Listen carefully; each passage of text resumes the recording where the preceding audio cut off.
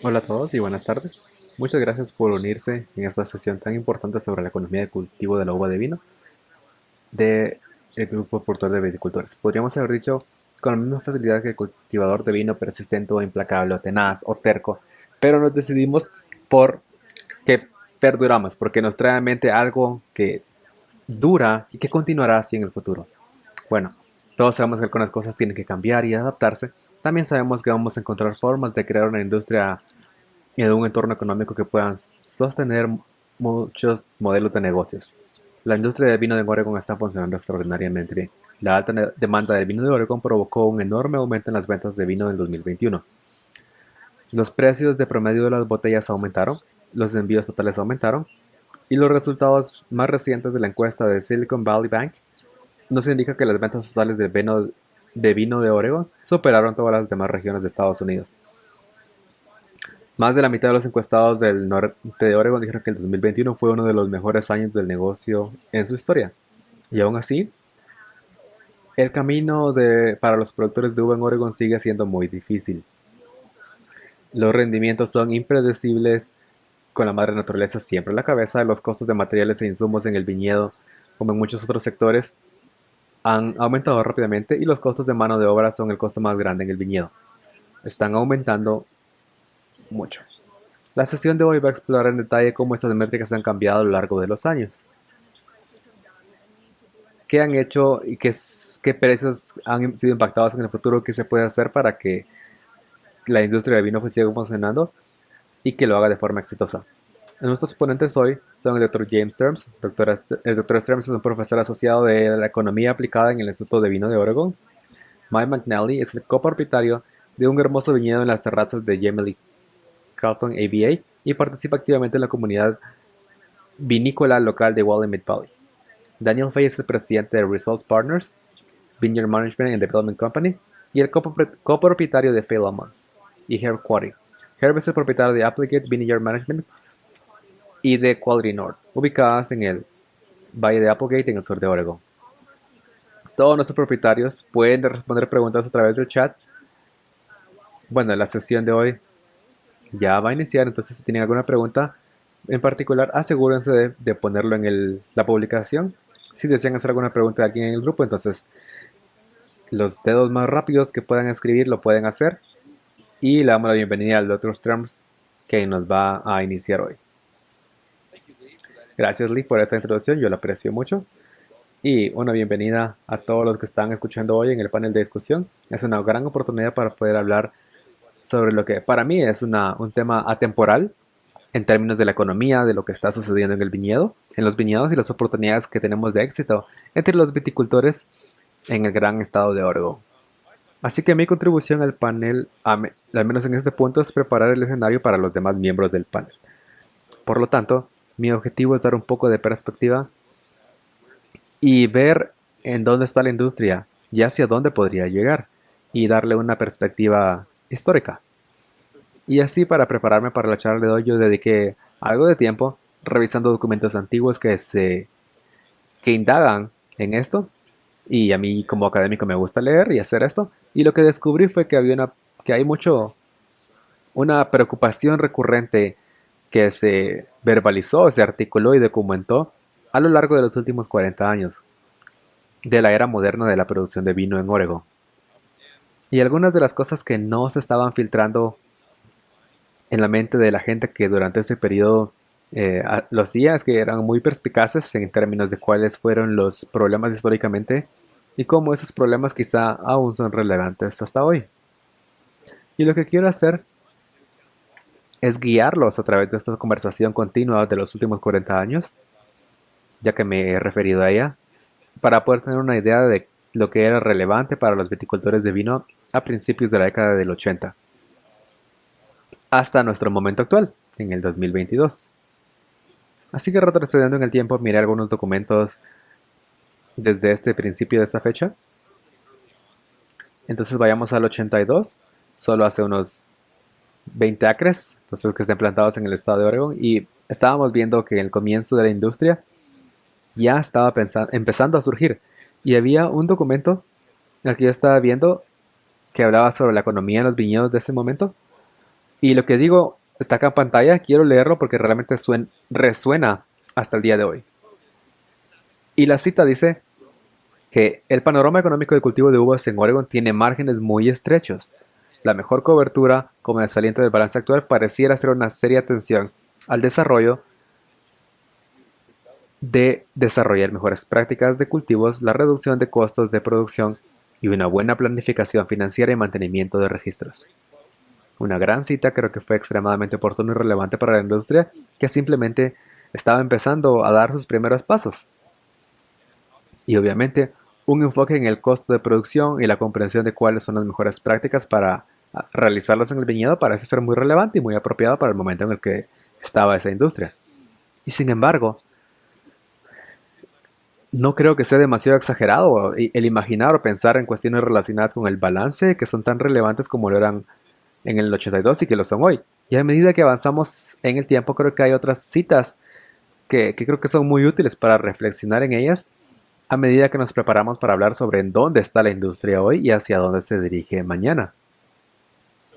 Entonces, saltando un poco a finales de los 80, ahora hemos duplicado un poco más la superficie que ha sido utilizada para plantar en el estado, lo cual ha aumentado significativamente nuestros ingresos y algunas de las actividades que se están llevando a cabo en los términos de establecer la industria de los viñedos. Acá hay otra cita de esa época, del 87.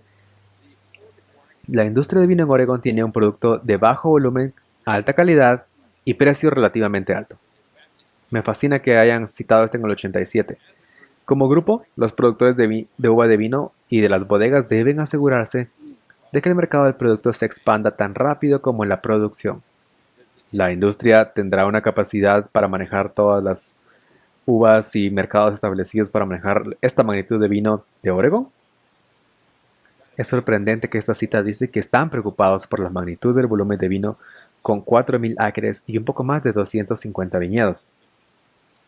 Por lo tanto, una cita interesante que nos ayude a preparar el escenario tanto a partir del 87 como quizá en el 2022. La tercera cita, avanzando unos 15 años más o menos, estamos viendo que ya para ese entonces tenemos 4 veces la superficie de acres, ahora tenemos 12.000 acres de viñedo.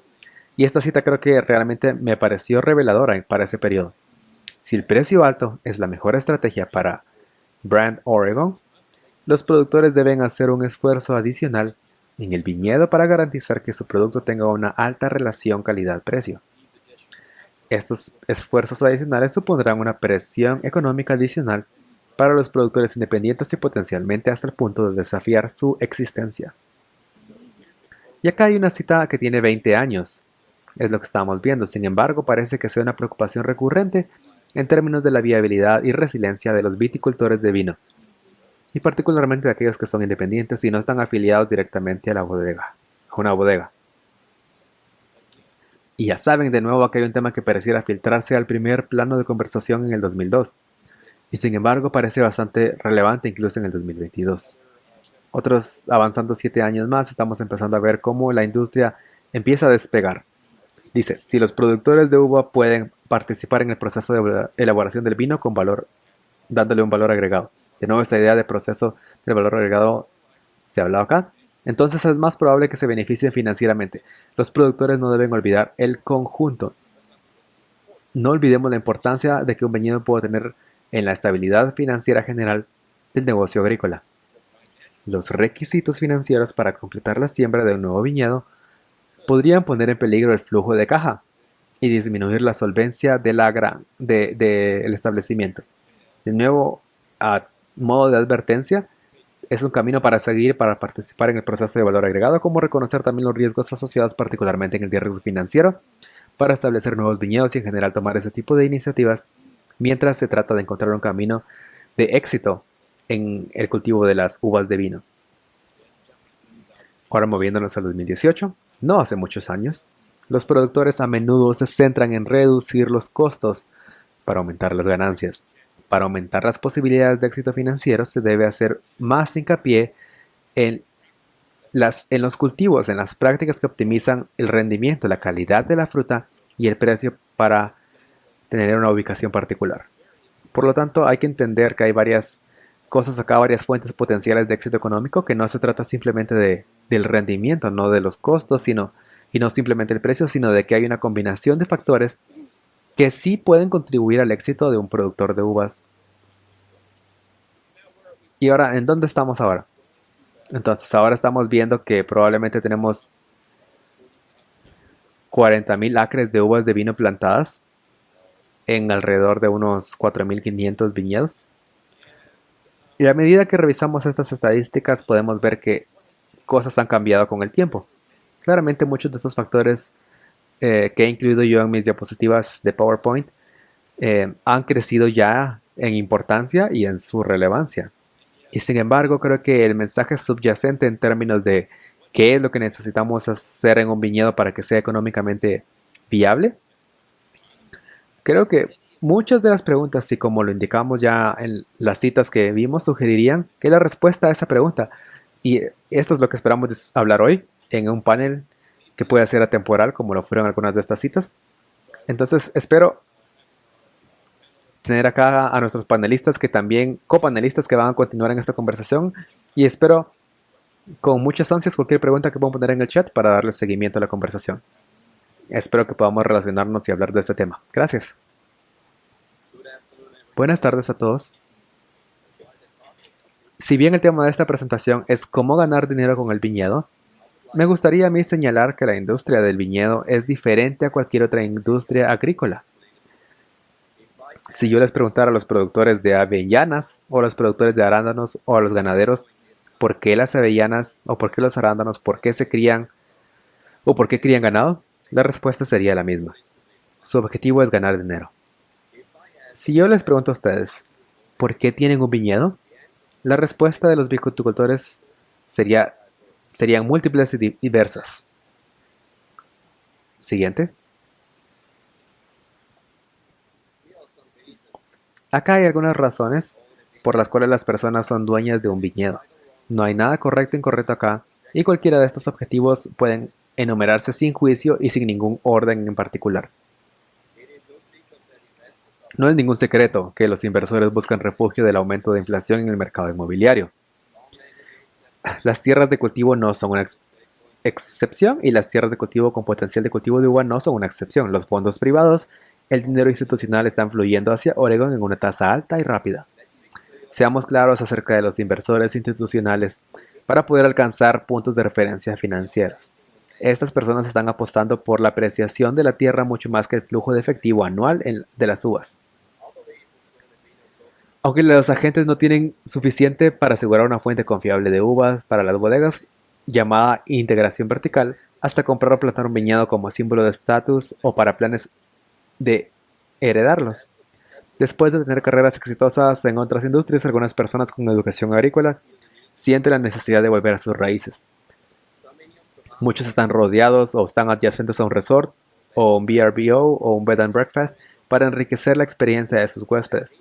Si bien este viñedo como entidad independiente puede no ser económicamente viable, sí que puede contribuir a otras maneras mayores de generar ingresos al cobrar tarifas más altas por el alojamiento. La sostenibilidad está en la mente de las personas para fines ambientales, pero para ser ecológicamente sostenible y la operación debe ser económicamente viable, esa es la piedra angular de la sostenibilidad. También es posible una combinación de estos objetivos. El llevar un mensaje a nuestras... Llévense un mensaje de estas diapositivas. El que es importante definir cuáles son los objetivos de los propietarios del viñedo y cómo priorizarlos. Es igualmente importante que la entidad agrícola, interna o subcontratada, conozca esto. Siguiente. El proceso de entender nuestros objetivos personales no permanentes debe ocurrir hasta una compra de viñedo o antes de plantar su viñedo, porque los objetivos impulsan cada decisión importante que debe tomarse, desde la ubicación real, el alcance del proyecto, la elección del airol, los clones, el Woodstock, etc., para el diseño, el nivel de la mecanización, la compra de equipos y así. Hay muchas maneras de tener éxito, también como hay muchas formas de fracasar. No hay un enfoque que sirva igual para todos. Un viñedo más pequeño de alto costo, rendimiento medio, pero precio alto puede producir resultados financieros similares para otros que tienen acres y mucho más grandes, tener mayor rendimiento, menor precio de ley y menor costo agrícola. Mike McNally entrará mucho más en detalle en esto durante su presentación. En mi experiencia es difícil hacer que funcione cuando las prioridades cambian todo el tiempo, especialmente cuando maximizar los ingresos se convierte en una prioridad número uno en el viñedo, que se diseñó para ganar dinero que estaba muy por debajo de la lista de prioridades originalmente. Permítanme hacer una comparación simple. Compro un caballo y mi objetivo es ganar el Derby de Kentucky, y mi mejor opción es un peso en genética en las carreras de un pura sangre. 2 años después a mi caballo no le va bien en el hipódromo. Entonces ahora mi objetivo ha cambiado y ahora, en lugar de eso, uso una vaca que me ayude para reunir mi ganado. Utilizo así mi caballo para reunir ganado. Entonces ahora tendré un fracaso garantizado porque he cambiado mi meta. Siguiente. ¿Cómo podemos medir los resultados financieros en el viñedo? Continuamos con el término margen bruto, que significa la diferencia entre los ingresos de la venta menos los costos de cultivo. Yo incluyo el material de la etiqueta, los costos operativos, el equipo en el funcionamiento, en los costos agrícolas. Tenemos 3 niveles para mejorar el margen bruto o bien para aumentarlos. Aumentamos los ingresos a un lugar de rendimiento, solo disminuimos los costos agrícolas. Idealmente hacemos ambas cosas. Preparé acá una tabla con cifras y dólares de diferentes viñedos. No vamos a repasarlos todos aquí. El mensaje para que ustedes se lleven a sus casas es que pueden ganar dinero con diferentes variedades y diferentes niveles de rendimiento y precios. Por desgracia, también es posible lo contrario. Se puede perder dinero en todos los segmentos. En general, yo diría que los viñedos de alta densidad que se colocan en pequeños bloques de terrenos empinados crean más desafíos para ser rentables que los precios de alta producción más grandes o que están muy espaciados distribuidos de manera eficiente con más mecanización en su lugar. El gran costo de la agrícola tribal es el trabajo manual, y todos sabemos hacia dónde se dirigen estos costos laborales. Entonces, ¿cuáles son las soluciones? Siguiente. De nuevo tenemos 3 niveles para mejorar el margen bruto. Hablemos del rendimiento. Los varietales y clones metálicos, por ejemplo, Pinot Noir Clon 90 tiene un rendimiento mayor que el Swan Cholera 943. El Chardonnay del 76 tiene mejor rendimiento que el 548 Trellis. Si bien el BSB es el tema de enrejado estándar en muchos viñedos, no siempre es el mejor cuando se desean altos rendimientos. El dividir el dosel con un sistema Scott Henry o doblarlo tiene sentido. De 4 a 5 toneladas por acre de cosechadas de rendimiento deberíamos pensar en utilizar fertilizantes como una herramienta para reponer los nutrientes. Y si el sistema de riego no solo se puede utilizar para aumentar la calidad, sino también para aumentar los rendimientos. Lo siguiente en la lista son los precios grises. Por supuesto que tenemos que cumplir con algunas expectativas de sesgo si están solicitando aumentar precio. Si encontramos un modelo de alta producción y precio de menor tonelaje, estaríamos en el precio ideal. Las uvas son un producto en este caso y nos aseguramos de que haya un lugar que nos permita tener un rendimiento más alto. Si tenemos uvas un poco más exclusivas o únicas, es muy probable que 2 o más partes estén interesadas. Y nuestras oportunidades aumentan para que podamos ser tomados como un mediador de precios. Crear una reputación para nuestro viñedo es muy importante, pero toma tiempo, paciencia y resiliencia. Importa mucho con quién trabajamos en el cultivo y la elaboración del vino. El tema de reducción de costos agrícolas podría llenar toda la extensión del simposio de Bonn de Oregon, pero la mecánica previa de un viñedo, la poda de espolón múltiple, o la pulverización, el amanamiento mecánico del ojeo, la cobertura de una cosecha a máquina son formas de reducir horas de trabajo. Entonces, todas esas son modificaciones. Nuestra poda de espolón sostendrá la poda para ahorrar muchos cientos de dólares por acre en podas, tira de maleza y atar combinados. También quisiera mencionar la tolerancia a la imperfección. Si bien esto no puede parecer muy popular, El reducir los costos es una alta prioridad, entonces se deben considerar tareas como la gestión del piso del viñedo, o el nivel del posicionamiento, o el número que se utiliza por cuarta entrada. Esto es lo que se reduce. A esto se reduce. Un contrato de venta de uva debe ser un documento que cree situación a la que salga ganando el propietario del viñedo y la bodega compradora. Deben definir claramente las expectativas y responsabilidades de ambas partes. Negociar un contrato de uva que dé al comprador empresarial global la oportunidad de tener éxito. Si bien el propietario de un viñedo no solicita un aumento de precio, es poco probable que le ofrezca el comprador de alimentos. Si una línea de compra solicita métodos de agricultura orgánica, que sin duda aumentarán los costos de agricultura, pero no ofrecen una prima por sus uvas orgánicas, entonces no tiene sentido económico presentarse con ese comprador de alimentos en particular. No está de más el preguntar si el comprador de alimentos iba a tener sus propias uvas. Por cierto, esto es un estándar en el estado de Washington, pero una excepción en Oregón.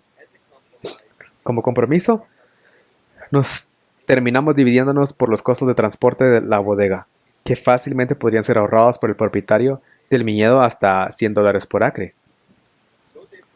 Igual que un inversor observa el rendimiento individual de la cartera, se anima al propietario de un viñedo a analizar el bloque de cada viñedo.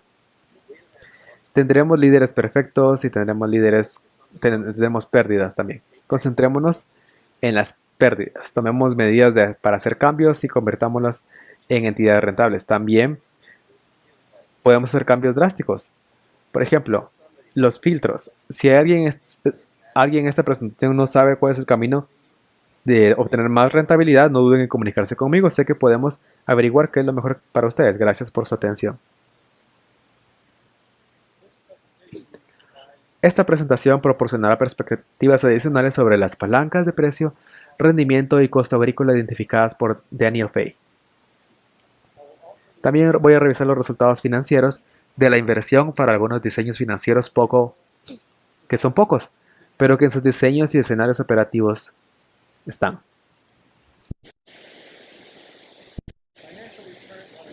El rendimiento financiero, el retorno financiero en el flujo de caja neto generado por la empresa durante muchos periodos de tiempo específicos.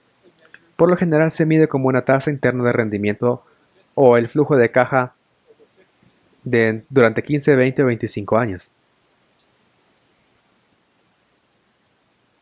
El flujo de caja determina los rendimientos financieros, los cuales son los gastos de capital iniciales. Estos serían los costos del desarrollo del viñedo, el costo del equipo, el flujo de efectivo de las operaciones. Las ganancias EBITDA antes de intereses, impuestos, depreciación son un indicador razonable del efectivo de las operaciones. Su estado de resultados financieros proporciona las métricas necesarias para determinar la rentabilidad. Como Daniel lo mencionaba, las ganancias menos los gastos de operaciones es el margen bruto.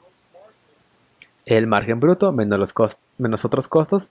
En algunos negocios, en ventas generales administrativos, funciona, pero no tenemos muchos costos de venta en el negocio de los viñedos. Por lo tanto, los costos adicionales son cosas como seguros, impuestos, contabilidad y honorarios profesionales. Pero restarlos del margen bruto nos da el EBITDA. La conclusión de esta presentación es que si su viñedo tiene un EBITDA en el rango de 4,000 por acre y los costos capitales fueron inferiores a 40,000 por acre, en el desarrollo que incluye el equipo tiene un retorno de inversión razonable. Dicho esto, algunos años como lo fueron en 2020 nos costó incluso tener un EBITDA positivo. Como una regla general, el EBITDA debe estar en el rango del 8 al 12% de los costos del capital para lograr un retorno de inversión razonable a largo tiempo. Si el flujo de caja de su negocio es bajo en los primeros años, su EBITDA debe ser un porcentaje mayor en los costos de capital. Y ese es el caso de los viñedos.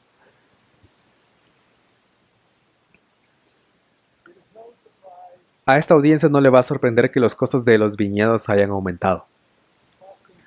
En esta diapositiva se muestran los aumentos de costos en nuestro viñedo en los últimos 8 años. Me gustaría segmentar los costos en tres grupos: los costos de cosecha, los costos del manejo del dosel y otros costos. Los otros costos son cosas como rociar, el manejo del piso del viñedo, reparaciones, mantenimientos, etc. Todos reconocemos que el manejo del dosel requiere más manejo de obra que muchos de los otros costos. En los últimos 8 años, las tasas laborales basadas han aumentado más del 6% por año, de menos de $10 por hora a más de $15 por hora.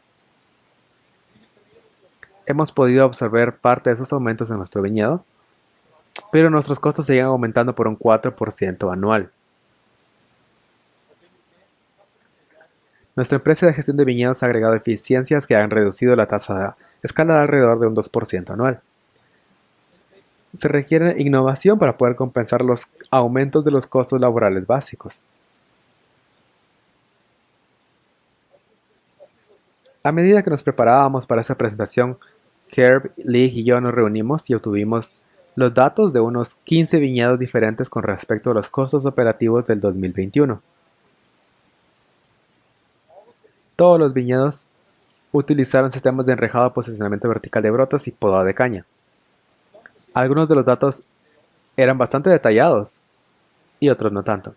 Otros datos fueron agregados o comentarios generales sobre las tendencias que mostramos a las personas. Utilizamos los datos para identificar cuáles eran los cálculos de rendimientos financieros y ahora les vamos a mostrar eso. Mostramos acá quién presentaría estos datos y yo perdí. Lo apostamos y yo perdí. Esta diapositiva les muestra una de las correlaciones bastante consistentes en los costos de dos de las correlaciones. Uno es que los costos están relacionados con la cantidad de vides por acre y los costos están relacionados con su báscula. ¿Cuántos acres tenemos en producción? Esta tabla muestra los costos de manejo del dosel por acre en el 2021.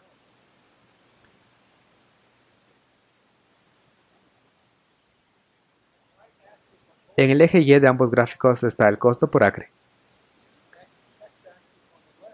Ahora, en la dirección del eje X, en la parte inferior, en la izquierda, hay vides por acre. En la derecha son acres en producción.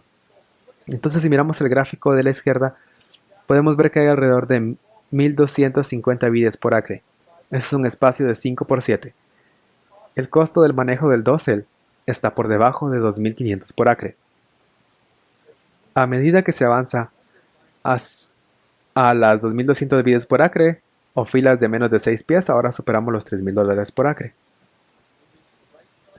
Pasando a la tabla de la derecha, cuando estamos en los 20 acres de operación, como muchos de nosotros lo estamos, pues es lo típico en un viñedo de olivo. Los costos de producción son de alrededor de 2500 por acre para el manejo del dosel. Sin embargo, cuando nos movemos a unos 80 acres, nuevamente los costos son de alrededor de 2000 por acre. Identificamos un par de medidas anecdóticas en el manejo del dosel.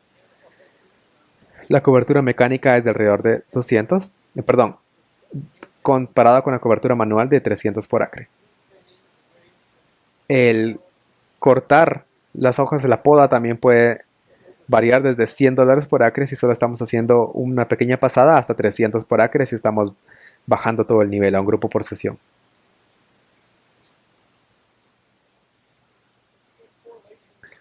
Estas correlaciones son similares para la pulverización de fungicidas. Estos dos gráficos muestran el costo de rociar fungicidas en un viñedo no orgánico. De nuevo, el eje Y en ambos gráficos es el costo por acre.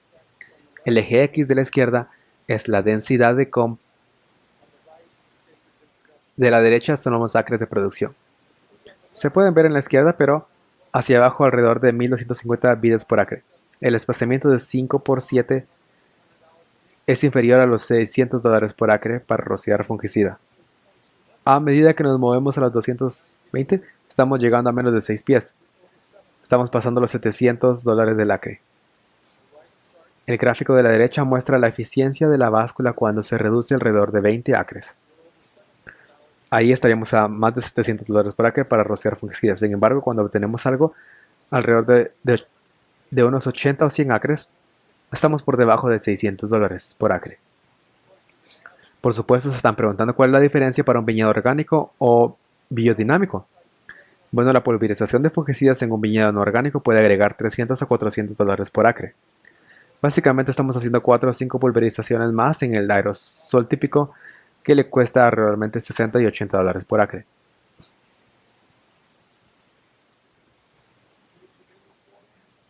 Ahora nos movemos a los costos de gestión del suelo del viñedo. No hubo una buena correlación, pero la tendencia general es indicada acá. Y básicamente el gran factor decisivo fue si se está utilizando una metodología de agricultura orgánica o una metodología de agricultura certificada del tipo de sostenible, una metodología sostenible. Podemos ver en cualquier caso, ya sea que busquemos vides por acre o acres en la producción, que los viñedos sostenibles cuestan alrededor de $600 por acre para el manejo de suelo en el viñedo, donde los orgánicos son aproximadamente $1000 por acre. Podemos adivinar acá cuál es la diferencia, pero en general el uso de cultivo y el seguimiento de la limpieza, de la poda, del cultivo manual, agrega aproximadamente $400 por acre en comparación a utilizar un rociado en el viñedo. Hay otros costos asociados con el núcleo del viñedo que acabo de mencionar. Moist alrededor de $200 por acre. El cultivar generalmente sale en $150 por acre y luego cubrir los costos de cobertura es de alrededor de $50 por acre. En general son algunas de las proporciones en número de hileras que tiene el viñedo, y más que la densidad de las vides.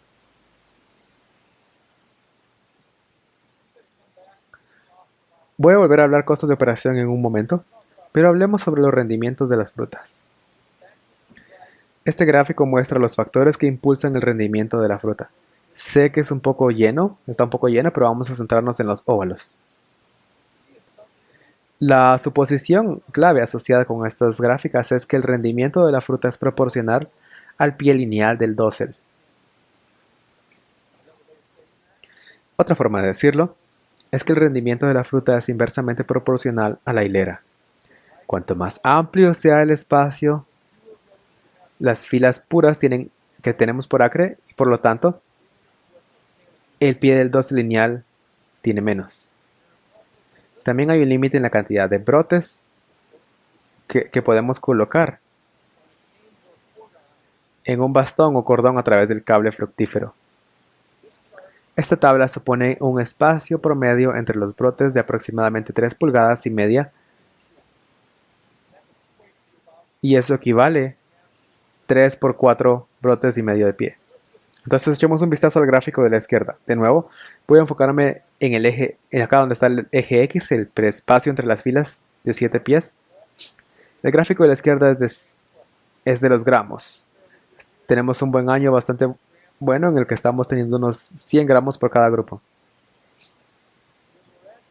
Cuando estamos en ese espacio de 7 pies, indicado por el óvalo, con un racimo de 100 gramos con 1.8 racimos por brote, y lo que yo supongo acá es que normalmente tenemos alrededor de 2 grupos por cada brote, y a veces tenemos la cosecha justo antes y bajamos a 1.8 de racimos por brote, podemos reducir aproximadamente 4 toneladas y media por acre con esa cuerda de 7 pies. Sin embargo, ese racimo de 100 gramos, si le mueven un racimo por brote, los rendimientos ahora estarían bajando a 2 toneladas y media por acre.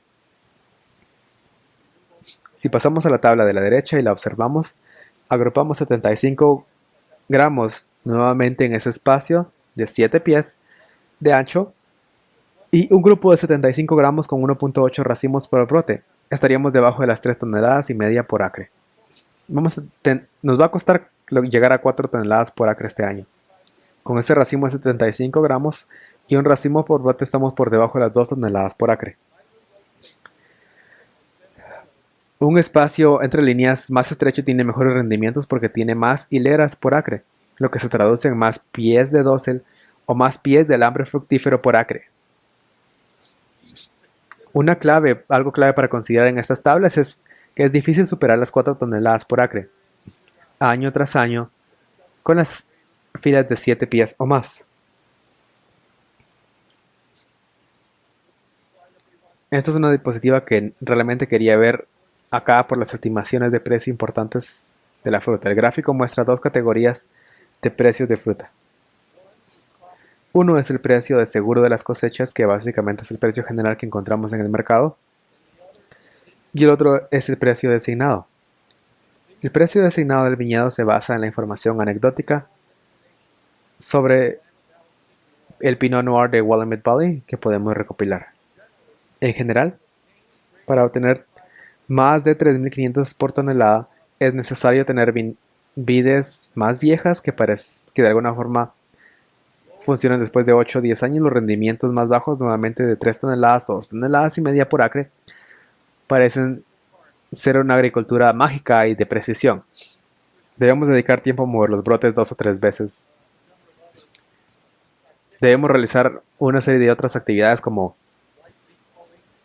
tener hojas ligeras a principio de la temporada. Obviamente, eh, eso va a estar muy complicado para ciertos compradores designados. Una de las características que sucede en el viñedo y los compradores es que en general queremos 5 o 10 toneladas y muchos de ellos solo buscan de 300 a 600 cajas de vino para mudarse a su club de vinos. Por lo tanto, este mercado tiende a ser limitado. El precio del seguro de las cosechas es realmente el precio de la gente en gestión de riesgos para Pinot Noir en el oeste durante los últimos 11 años en Oregon. Desafortunadamente ese precio se ha mantenido estable en alrededor de 2.500 por tonelada.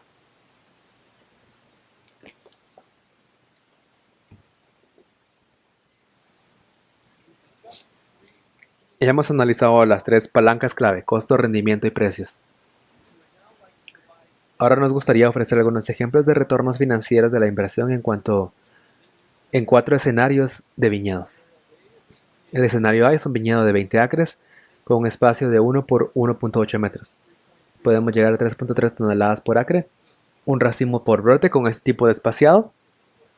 Se cultiva orgánicamente y se cosecha a mano. El escenario B es de 20 acres y ahora nos estamos moviendo a un espaciado de 5 por 7. De esa manera se bajó unas 3 toneladas por acre con un racimo por brote y se cultiva dentro del cultivo real y la cosecha manual. En el escenario C estamos empezando a aumentar el rendimiento. Es el mismo viñedo de 5 por 7, 28 acres, pero estamos haciendo 4 toneladas por acre. Cultivo en vivo sin inscribir. Afectar el cultivo, estamos haciendo fumigaciones suscritas y la cosecha a máquina. Y luego en el escenario D estamos llegando a un viñedo de mayor escala en el tipo de rango de 88 acres con un espaciado de 5 por 7 toneladas, un espacio de 4 toneladas por acre, sin cultivo en hileras y con cosecha a máquina. Estoy seguro de que todos dicen: oh Dios mío. Ahora da muchos detalles sobre los costos operativos del viñedo para cada escenario. No vamos a revisar todos los detalles. Queríamos proporcionar la información como referencia y les invitamos a que ustedes tomen su tiempo para verla más adelante. La tabla divide el manejo del dosel en 6 categorías diferentes y divide este otro grupo que tengo en fumigación de fungicidas, el manejo del suelo del viñedo, las reparaciones y el mantenimiento de sus suministros, combustibles, servicios públicos y otros. Y luego el costo general del viñedo, las pruebas estimadas con ese tipo de cosas. Pero algo que quería señalar en esta diapositiva es la cosecha, el costo de cosecha. Tomemos en cuenta que la estimación general que tenemos aquí para la cosecha a máquina es de $250 por tonelada.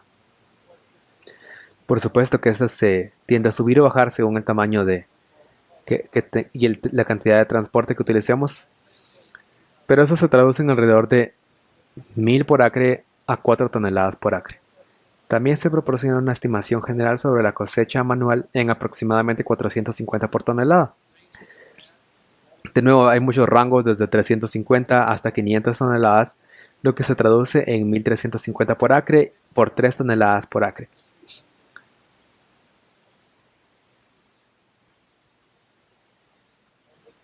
En esta diapositiva, yo pongo acá los costos de la diapositiva anterior y los pongo en las 3 primeras filas de la tabla.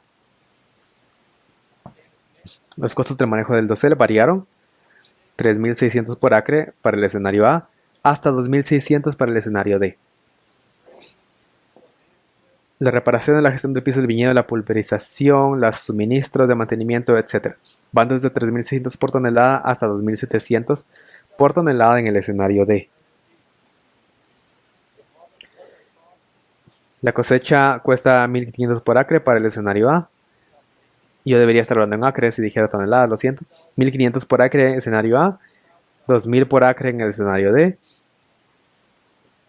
Los costos operativos totales del viñedo variaron desde 12.500 por acre en ese viñedo orgánico, densamente espaciado y de bajo rendimiento, hasta 10.400 por acre en el escenario D.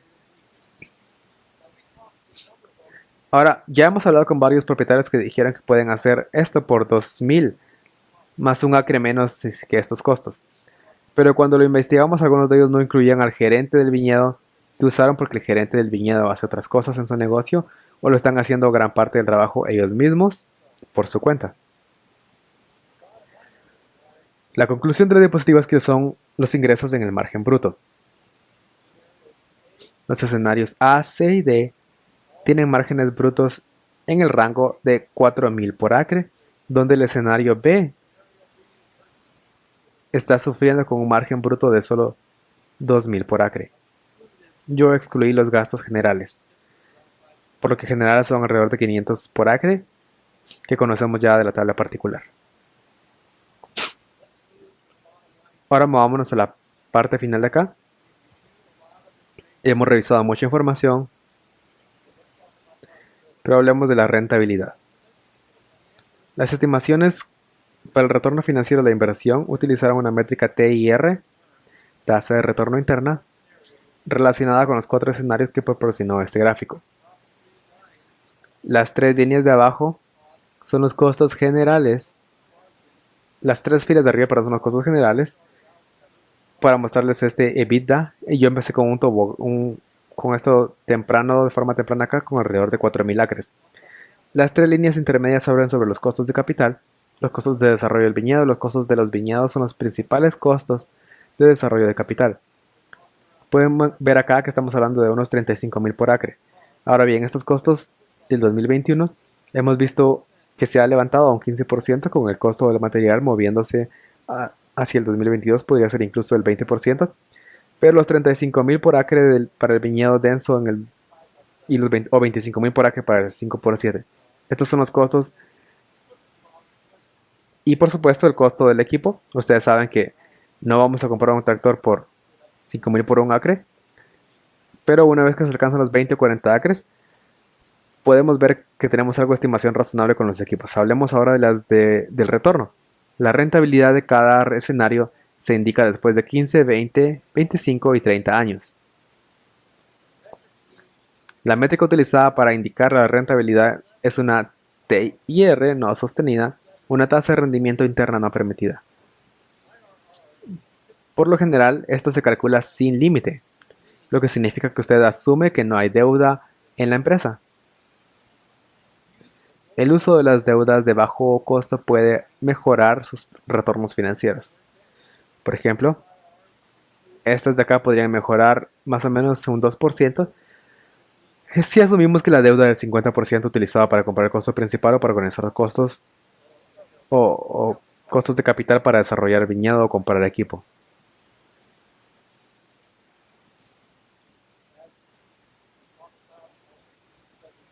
Como lo hemos hablado durante toda la presentación, durante más de 25 años más o menos los rendimientos son bastante razonables en A, C y D, pero las TIR en el escenario B son bastante escasas.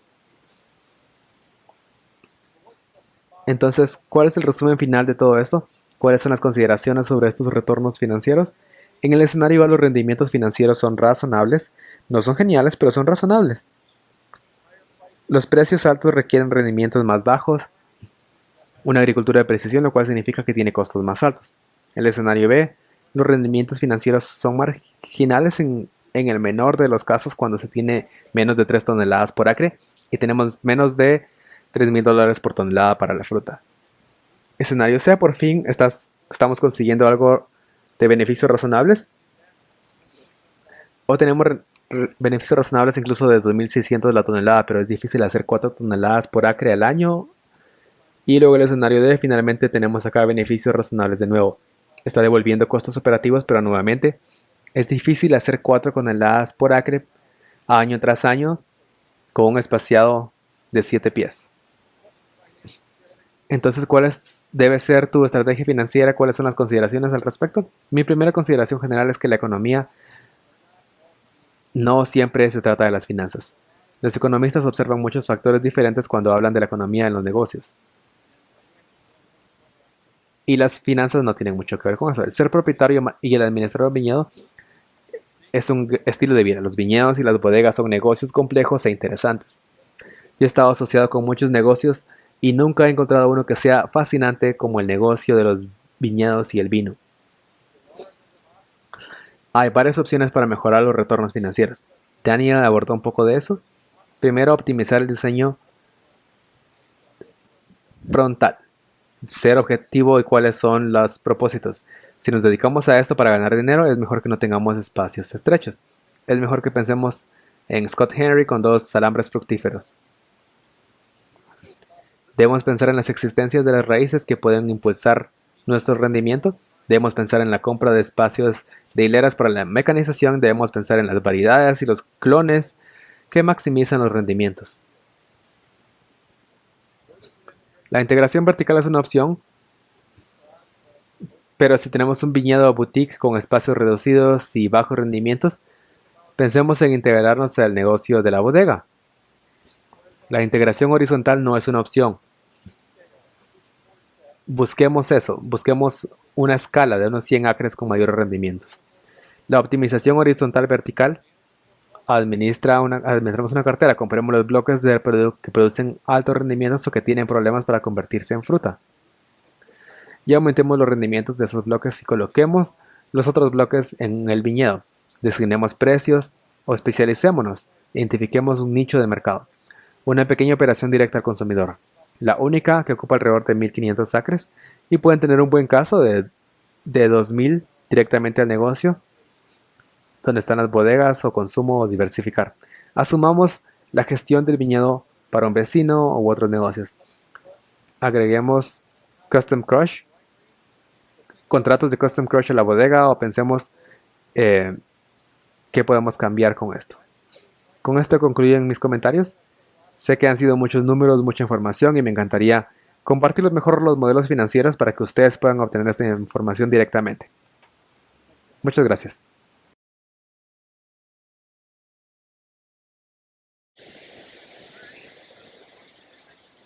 Entonces vamos a tener algo tiempo de una discusión de un panel donde vamos a preguntarnos algunas preguntas pertinentes que resultaron después de estas presentaciones y, y así podamos hablar entre nosotros. Y mi primera pregunta es para Herb. Herb, ¿tienes algún modelo de negocio que esté bien integrado? Y ya hemos oído bastante de él en las presentaciones y en la importancia de la integración vertical. ¿Puedes explicar tu modelo de negocio y quizá cómo llegaste hasta ese punto? ¿Y qué determinó el camino que tomaste? Sí, claro. Básicamente en el 2006 comencé una plantación de 15 acres y en el transcurso de eso nos gustó mucho, no nos gustó mucho nuestro equipo y no había mucha mano de obra disponible, así que empecé a ofrecer algunos servicios de gestión de viñedos para que pudiéramos mantener a este tipo de empleados. Entonces yo desarrollé una marca y finalmente comencé con nuestras propias instalaciones haciendo tanto vino bajo mi propia marca como Custom Crush. Ahora también podemos hacer cualquier cosa desde plantar un viñedo para llevar una botella e incluso una cuenta. Así que podemos integrarnos dentro de la organización en cada paso del camino. Entonces, una de las ventajas de esto es que permite ajustar el riesgo, intentar poner el capital en el punto en el que parece que tenga más sentido en el mercado. Por lo que si los precios son moderados y los costos laborales son altos, probablemente tendemos a no vender mucha fruta directamente, sino que nos movemos hacia una producción y venta más equilibradas como para cuentas minoristas. Por otro lado, si hay oferta amplia, entonces tratamos de cultivar en ese mercado. Si podemos sentir que tenemos la capacidad de vender todo en todas las botellas. Por eso creo que hay bastante eh, retorno y muy diferentes etapas. Si podemos obtener una buena botella de vino que esté en un estante por $25 en una cuenta mayorista local, nuestro ingreso, la ganancia en eso, sería el equivalente a aproximadamente $3,000 por tonelada, después de tener en cuenta todo, desde los costos de elaboración del vino hasta los costos del empaque, los costos de entrega, etcétera. Si vendemos ese tipo de uvas del mismo tipo a $25, se obtienen números, básicamente es- son $500 la tonelada. Entonces tenemos un buen margen entre los dos, por supuesto. La diferencia es que asumimos mucho más riesgo, mucha más complejidad, agregamos una inversión de capital cuando intentamos vender ese vino a través de una botella. Pero si tenemos la habilidad, el tiempo y la energía, y por supuesto el invertir lo que se necesita, podemos hacerlo que aunque sea un riesgo, podemos vender las diferentes partes del negocio en general. Gracias. Yo quería hablar contigo también un poco sobre que dijiste, bueno, tú sabes sobre vender, administrar viñedos, tienes una bodega y también vendes uvas y vino a granel, presumiblemente en algún momento las negociaciones contractuales deben ser una parte importante de lo que haces. Yo pensaría que al tratar de averiguar quiénes son los socios adecuados para ti, cuáles son cada uno de estos pasos del camino, y si lo llevamos a la porción del viñedo y a la venta de uvas, tal vez todos podamos hablar de cómo se ve esto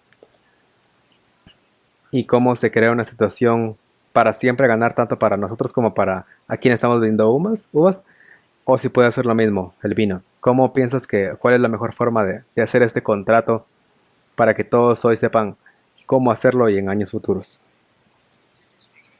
Es interesante porque yo recuerdo que hablaba con mi padre sobre esto la semana pasada. Mi papá ha estado en el negocio familiar por los casi 50 años y la sensación siempre fue que los contratos son a largo plazo. Por lo general deberían ser acuerdos a largo plazo.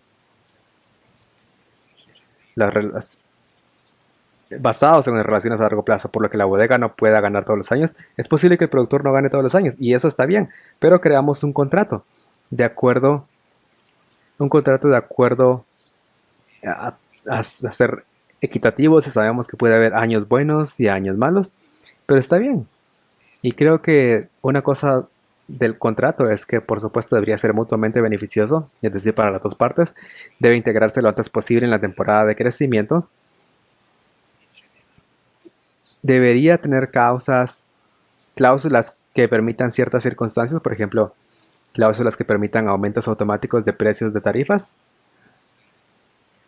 otros que estén relacionados con la calidad o parámetros de calidad. También podría tener algunas opciones de bonos. Y por ejemplo, nosotros generalmente vamos a pagar extra por un viñedo certificado, pagamos extra por viñedos certificados orgánicamente, pagamos extra si los viñedos no usan herbicidas, porque sabemos que estos son costos adicionales, pero tienen un beneficio para nosotros como organización porque contribuyen con nuestro espíritu. Entonces yo creo que como alguien que cultiva y como un enólogo, creo que esos son costos que valen la pena. Así que tratamos de ser justos cuando llegamos a tener este tipo de contratos. Al mismo tiempo, hay ciertas situaciones que no podemos planificar y que no van a funcionar. Entonces, si somos honestos entre nosotros, podemos decir que probablemente cierta cosa no vaya a producir los rendimientos o que no vayan a coincidir con lo que podemos pagar y tal vez no va a ser un muy buen arreglo. Y deberíamos saberlo. Entonces, está bien si podemos hacer esto, pero creo que la transparencia es clave. Bueno, Lee, yo podría hacer un pequeño comentario. Cuando empezamos a vender fruta hace unos 15 años, yo estaba hablando con mucha gente diferente y tenía un amigo que por lo general vendía fruta en ese entonces alrededor de 3,000 por la tonelada. Y por 3,000 la tonelada dije, bueno, ese no es el tipo de números o cifras que yo escucho. Y le pregunté cómo lo hacía. Y bueno, y dijo, bueno, es mi religión. Todo, no vendo nada, es que ese precio Entonces yo le dije, bueno, entonces quiero ser parte de esta iglesia. Y lo que quería decir es que me gustaría apuntarme a intentar lo que él hacía y creo que había, él se refería mucho a las relaciones con las bodegas que quieren la fruta, el identificar cuáles son las necesidades y en la medida de que ellos buscan colocar algo de la fruta en sus botellas de 25, de $35 o incluso $45, pues entonces pueden permitirse un contrato de 3 años o lo que sea a un precio un poco más alto. Pero si lo que van a hacer es convertir la fruta en una botella de vino de 15 a $20, va a bajar más o menos lo que yo llamaba el precio de agente de gestión de riesgos. Y me gustaría esperar que con el tiempo el 25, 26 o como lo que quieran vender 27 la tonelada suba y quedarse ahí. Yo he trabajado con muchos mercados de materias primas en mi vida, las cuales suben y bajan. Entonces es el ciclo constante. Entonces creo que hay que prepararse por el lado de la administración de costos. Y también una cosa que yo diría, que si estuviéramos en una fábrica, y yo lo desglosé en 6 categorías diferentes de costos ya anteriormente, si estuviéramos en una fábrica estaríamos monitoreando todos estos costos, pero francamente, a diario o semanalmente. Y solo con monitorearlos seríamos más eficientes con esos costos. Es una regla de investigación de operaciones o gestión industrial o ingeniería industrial. Por lo tanto, vigilar los costos. Implementar buenos sistemas de contabilidad de costos mejorará la eficiencia.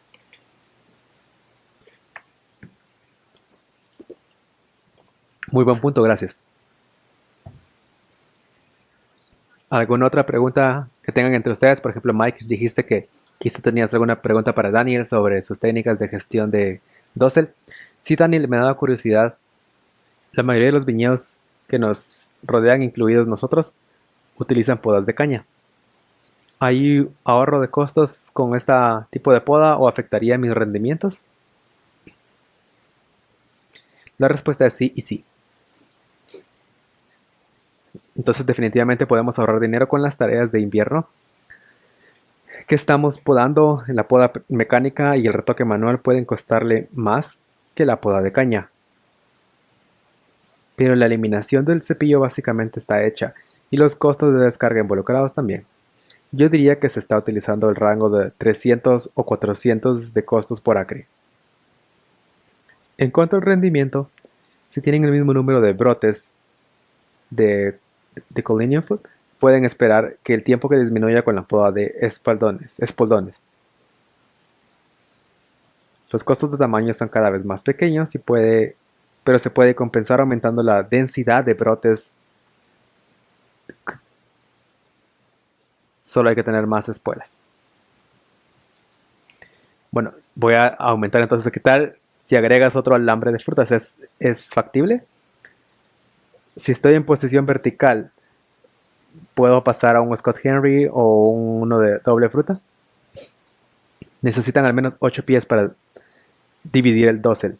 De lo contrario, está demasiado apretado y causará mucho daño con el tractor que cuando lo estén usando en el viñedo. Los brotes rotos, etc. Gracias. Creo que se nos ha acabado el tiempo para este día y me gustaría darle la oportunidad a todos por participar en este debate. Creo que para mí es muy importante que todos tengamos juntos a lo largo de la temporada y que la discusión siga creciendo. Quizá en algún lugar más grande con más audiencia y esto es muy importante y creo que esta es una conversación que va a continuar con claridad. Claramente puedo decir que por varios años, como James lo demostró, ha sido una conversación que ha sucedido por 40 años y sentimos que cada año se renueva.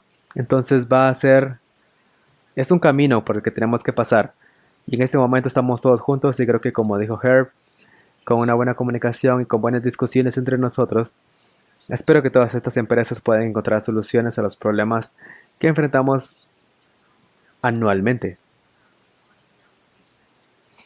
Y así de esta forma vamos a poder sacar algunas palancas de las que hablaba Daniel y poner algunos de esos precios y costos de perspectiva y asegurarnos de no llevar, perdón, de asegurarnos de llevar un margen bruto a un punto donde De alguna manera esto va a aguantar así año tras año, no de una manera desafortunada, sino de una manera afortunada, porque es una industria maravillosa en la que formamos y queremos que todas esas empresas tengan éxito. Gracias a todos entonces por participar. Espero que esta conversación continúe durante este año e incluso más allá. Espero que con todas las personas que están escuchando en este momento se sientan libres de comunicarse con cualquier persona de este panel.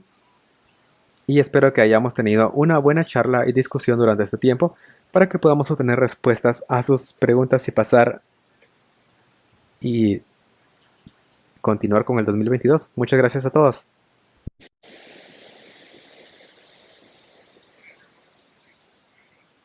Hola, gracias por acompañarnos para una breve introducción, una descripción general del informe anual de viñedos y bodegas de Oregon. Mi nombre es Neil Ferguson del Oregon Wine Board y todos los años nos encargamos de este informe para evaluar la cosecha del año anterior. Como pueden ver, el informe sirve para una variedad de propósitos, pero en términos generales es una de las documentaciones más sólidas del alcance de la industria del vino de Oregón. El informe general es una herramienta valiosa que conlleva numerosos beneficios para la industria. Hoy escucharemos a Bob Parker del Instituto de Investigación y de Políticas de la Universidad de Oregon para explicar cómo funciona esta encuesta y por qué es importante su contribución sin importar cuán grande o pequeña sea su empresa. A partir de hoy la encuesta está disponible. Antes de darle tiempo a Bob, me gustaría analizar algunos de los beneficios del informe general. Uno de los mayores beneficios es la forma en la que sirve como recurso para las solicitudes que subieron de subvención obtenidas tanto por el Oregon Wine Board tanto como por asociaciones regionales, más recientemente con una cantidad significativa de todos los de Travel Oregon, de las subvenciones contrapartida de las matrículas de países vinícolas. Los informes de precios y variedad pueden desempeñar un papel clave en la orientación de las decisiones comerciales. Esto se va a conectar con nuestra necesidad de un alto nivel de participación y precisión que Bob enfatizará en breve. Hablando de las políticas estatales que afectan a nuestra industria, el informe puede servir como un recurso de planificación valioso. El contextualizar la industria de vino en Oregon es vital, y el informe proporciona información que nos permite comparar nuestra posición en estados como California y Washington. A medida que la industria se enfrenta a obstáculos, el informe también nos proporciona una visión completa de cómo nos afectan los factores ambientales, sociales y económicos. Por último, el informe sirve como un recurso para la cobertura de los medios de comunicación y los periodistas lo utilizan con frecuencia como referencia para enmarcar historias sobre el vino en Oregon. Y con eso le voy a dar el tiempo a Bob Parker. Proporcionaremos una descripción general detallada del informe. Gracias, Neil. Yo quería empezar con un poco de contexto histórico del informe. El informe de viñedos y bodegas ha producido desde la década del 80. Inicialmente la Universidad Estatal de Oregon produjo el informe, pero a finales de la década del 80 el Departamento de Agricultura de OUS se había hecho cargo del proyecto y en ese momento lo ampliaron para incluir la producción de vino. La Universidad del Sur de Oregon presentará un informe entre el 2012 y 2016 y el instituto ha estado completamente en el informe desde 2017, entonces es el quinto año que completamos el informe. El informe es la única evaluación integral a nivel estatal del alcance de la producción de vinos y bodegas en Oregon y ahora se menciona que el documentar el alcance y el impacto de la industria es importante desde una perspectiva económica y política. Tenemos ya 40 años de tendencias en la industria, lo cual es notable. Esta diapositiva de acá muestra el crecimiento de viñedos y bodegas y toneladas de uvas cosechadas y trituradas entre el 2001 y 2020. A pesar de los desafíos de la cosecha del 2020, el crecimiento sostenido de la industria durante el periodo de 20 años es impresionante. Más allá de documentar las tendencias de Oregon, los datos también permiten una comparación válida de la industria de Oregon con otros estados y países. En nuestra opinión, estos beneficios son de vital importancia para la industria y para ustedes como productores. Ahora, quiero entrar en los aspectos básicos del proyecto. No podemos completar este informe sin el apoyo de ustedes. La cantidad de empresas que participan afecta tanto la precisión del informe como nuestra capacidad para desarrollar estimaciones a niveles más generales como una gran producción por variedad y región. Históricamente hemos tenido un promedio de 550 a 600 empresas que participan en el estudio. Entre el 2017 y 2019 participamos del 40 a 50% de las empresas. Pero en el 2020 la participación disminuyó significativamente. Lo atribuimos a los impactos de los incendios forestales y la pandemia del 2020. entendemos completamente por qué la tasa de respuesta podría haber disminuido. Pero a partir de la cosecha de 2021 esperamos que participen al menos 600 empresas que representen al menos 50% de la producción de uva y vino. Quiero reiterar que no podemos producir un reporte sin su ayuda. ¿Qué cosas son las que más nos preocupan cada año en torno a la confidencialidad? Pues sí, entendemos que sus preocupaciones y las tomamos en serio. Nosotros no compartimos datos de producción con nadie y tenemos protocolos establecidos que garantizan la confidencialidad de los datos para que no se divulguen. Cuando empezamos el proyecto me puse en contacto con el director de la TI de la Universidad de Oregon en cuanto a confidencialidad y estos protocolos. Tenemos políticas en torno a la recopilación y almacenamiento de datos que cumplimos o no superamos todos los requisitos que impone la universidad. Dicho esto, me doy cuenta de que nuestra garantía de confidencialidad puede no parecer suficiente para algunas empresas, pero en última instancia el proyecto se basa en confianza y sin su confianza y sin su participación no podríamos realizar este informe. En última instancia, este informe es para ustedes, las empresas que trabajan con la industria, y dependemos de ustedes para producir el informe. El proveedor de datos es la base de este trabajo y le recordamos encarecidamente que participe este año. Entonces, ¿cómo elaboramos el informe? Bueno, es un esfuerzo bastante importante, uno de los proyectos más exigentes profesionalmente en los que hemos trabajado a lo largo de mi carrera. El proceso tiene 4 pasos básicos. La mitad del proyecto solo se ha desarrollado en una base de datos incompleta de viñedos y bodegas. Las bodegas son relativamente fáciles de trabajar cuando las licencias de CC proporcionan una lista completa de bodegas que operan en Oregon. Pero los viñedos son más desafiantes. A partir de nuestra lista existente validamos con los espectadores los datos de los vinos, viñedas, de asociaciones regionales, búsquedas web y cualquier otra fuente que podamos tener en nuestras manos. Como todos entenderán, la industria es bastante dinámica, por lo que mantenemos al tanto los inicios de negocio, los cierres y las ventas en un proyecto. En este año, Neil y yo nos hemos estado comunicando con organizaciones regionales.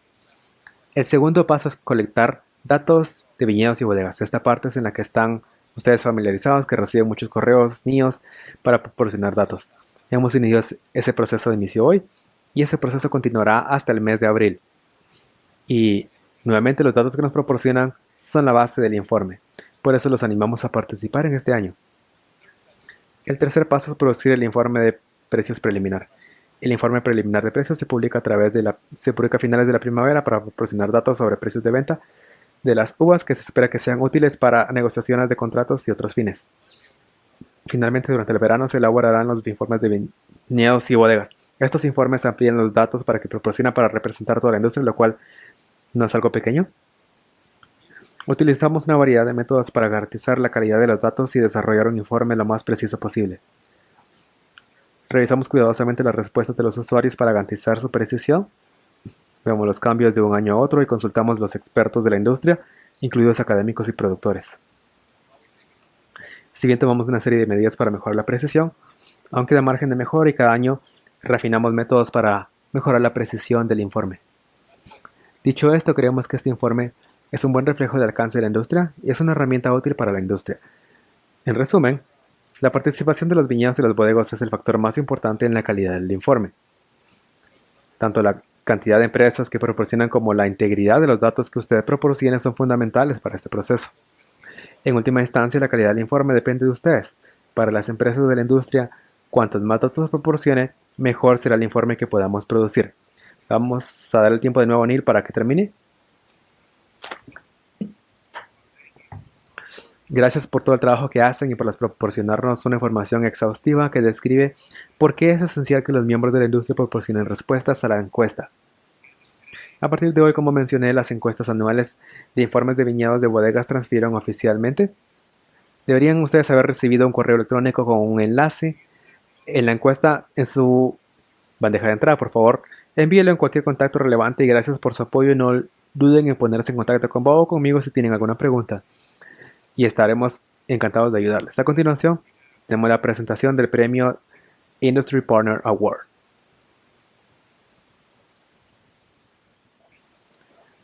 Hola, es un honor estar hoy con ustedes para poder otorgar el premio a nuestros socios de la industria este año. El premio Industry Partner Award reconoce a las personas que trabajan en campos tangenciales a la industria del vino. cuyas interacciones de cooperación han influido positivamente en el éxito de la industria del vino de Oregon y todos sus miembros. Hoy estamos aquí para reconocer a Bob Parker, director del Instituto de Investigación y Compromiso de Políticas de la Universidad de Oregon. Desde 2017, Bob Parker ha liderado el esfuerzo anual para producir el informe de bodegas de Oregon. Y más, vamos a hablar más de eso en un minuto. Bob es licenciado en Gestión de Recursos Naturales de la Universidad Estatal de Colorado y Planificación Urbana y Regional de la Universidad de Oregon. También está certificado como miembro de la Asociación Estadounidense de Planificación y como parte del Instituto Estadounidense de Planificadores Certificados. En muchas ocasiones ha hecho proyectos que incluyen el uso de la tierra, desarrollo comunitario, desarrollo económico, parques y recursos naturales, transporte, participación pública y el análisis de encuestas que nos han ayudado enormemente. Bob Parker, además de ser el director del Instituto de Participación e Investigación de Políticas, también es el director del programa del Taller de Planificación Comunitaria y se ha desempeñado como un profesor docente en la Escuela de Planificación, Políticas Públicas y Administración de la Universidad de Oregon. En los últimos 20 años, Bob ha gestionado más de 300 proyectos de análisis de políticas y planificación con comunidades y funcionarios estatales en todo el estado de Oregon. El taller de planificación comunitaria es ampliamente conocido en todo Oregon como uno de los recursos críticos de análisis de políticas del estado que lleva a cabo el conectar la experiencia del profesorado y los estudiantes universitarios con las comunidades y agencias de todo el estado. Estas relaciones, así como la vasta experiencia en análisis de políticas que aportan, ayudan a que el taller de planificación comunitaria brinde servicios a las comunidades y organizaciones en todo Oregon. Ahora, en cuanto al papel de Bob en el apoyo de la industria del vino de Oregon. Como dije, desde el 2017, la Junta de Vino de Oregon se ha comprometido con el Instituto de Investigación y Compromiso de Políticas de la Universidad de Oregon para preparar el informe. El informe es útil de muchas maneras diferentes y es el resultado de un análisis de los datos recibidos de cientos de viticultores y productores de vino de Oregon cada año. Bob y su equipo trabajan principalmente entre bastidores para ayudar a documentar las características, las tendencias, el crecimiento y otros factores de la industria que ayudan a los productores y los medios de comunicación a entender nuestra industria y que a su vez la forma base de muchas actividades económicas como los contratos de productores, subvenciones, escribir los fondos federales y locales nos ayudan a que la industria del vino de Oregon crezca. Trabajar con Bob en los últimos años ha sido muy gratificante. Es un científico de datos consumado con una sólida integridad y amplios conocimientos que ha servido muy bien para sus electores, incluida la industria del vino de Oregon. Por favor, únanse a mí para reconocer a Bob Parker por su colaboración con la industria del vino de Oregon con nuestro premio de este año. Gracias, Greg, y muchas gracias a la industria del vino de Oregon y al Oregon Wine Board. Es un honor ser reconocido como el socio del año. Ha sido un gran privilegio poder apoyar el desarrollo de la industria en los últimos 5 años. En este proyecto he aprendido sobre la industria bastante y he seguido aprendiendo más cada año. Ha sido muy desafiante y gratificante durante este periodo. Me gustaría agradecer a Tom Danowski y al equipo de la Junta de Oregon Wine Board por apoyar el instituto con el informe y nuestro esfuerzo continuo. Dr. Grant Jones, con sus conocimientos que han demostrado ser invaluables en este proyecto, y mis colegas del Instituto de Investigación. Esperamos continuar con nuestra asociación este año con el informe anual de vinos y no puedo dejar de recordarles a todos que es importante que participen este año. Gracias. Gracias por estas presentaciones. Estoy aquí para presentar una de las palabras de nuestros socios y también antes de que empezara en BuzzFeed en 2020. En ese momento me impresionó mucho su conocimiento de las plantas y su uso en la agricultura. Me di cuenta que teníamos una pasión compartida por mejorar biodiversidad de los viñedos y experimentar nuevas ideas sobre cómo usar los cultivos de cobertura para ayudarnos a mejorar nuestras prácticas agrícolas. Ha sido un placer trabajar con ella y me mejora constantemente su abastecimiento de semillas, sus mezclas personalizadas y su conocimiento sobre el rendimiento de cultivos en diferentes partes de Oregon.